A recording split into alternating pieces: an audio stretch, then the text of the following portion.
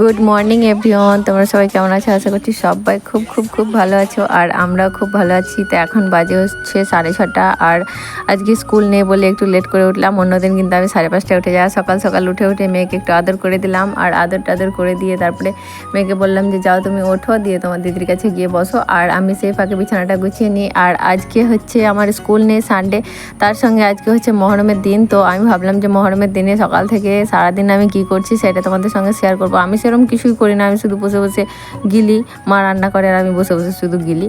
তো যাই হোক, আমি আজকে সারাদিনে কী করছি, মানে সারাদিন বলতে দুপুর পর্যন্ত কী করছি আমি তোমাদের সঙ্গে একটু শেয়ার করব। আর আমি আজকে ভেবে রেখেছি যে আজকে আমি তোমার রান্না করব, সো তার জন্যে আমি আজকে বেশিরভাগই ভিডিওটা শেয়ার করছি। আর এই যে তোমরা হয়তো ভাববে যে প্যাকেটটাতে কী হয়, তো আমার মেয়ে তো হিসু করে দেয় বিছানায়, তোমরা সবাই জানো। আর ওর জন্য আমি ওকে শাস্তিও দিই, 100 বার 200 বার করে কান ধরে উঠবোস করতে দিই। তো যার জন্য ওই ক্যারিটা আমি বিছিয়ে রাখি। আর এটাও ভাবতে পারো যে বিছানার মধ্যে আবার চাটাই বা পাটি, যেটা আমরা বলি, আমরা পাটি বলি, তো পাটিটা কী করছে, তো গরমের জন্য আমরা ওটা বিছিয়েছি যেন মানে গরমটা একটু কম লাগে। তো এখন তো এমনিতে বৃষ্টি হচ্ছে, সেরকম গরম লাগে না, কিন্তু মানে অভ্যাসে দাঁড়িয়ে গেছে, ওইটা দিয়েই রাখি আমরা। তো চলো আমি ঘরটাকে একটু গুছিয়ে নিচ্ছি, কোনোদিন গুছাই না, আজকে রবিবার বাড়িতে আছি বলে আমি গুছিয়ে নিচ্ছি, ঝেড়ে একদম পরিষ্কার করে নিলাম। আর আজকে হচ্ছে মহরমের দিন, তো ভাবলাম যে না একটু গুছিয়ে গাছিয়ে রাখি।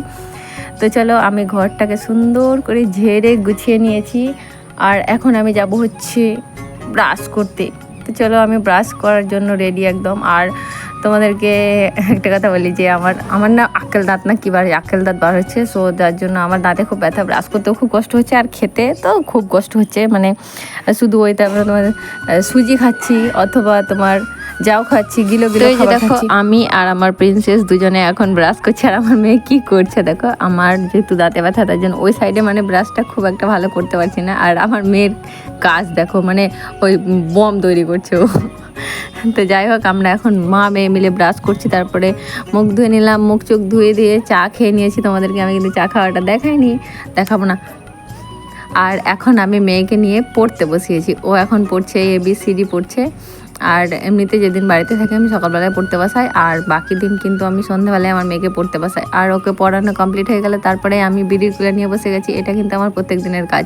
স্কুল প্রাইভেট করার পরে যেটুকু সময় পাই আমি বিড়িতেই কাজে লাগিয়ে দিই, মানে মাকে একটু হেল্প করে দিই।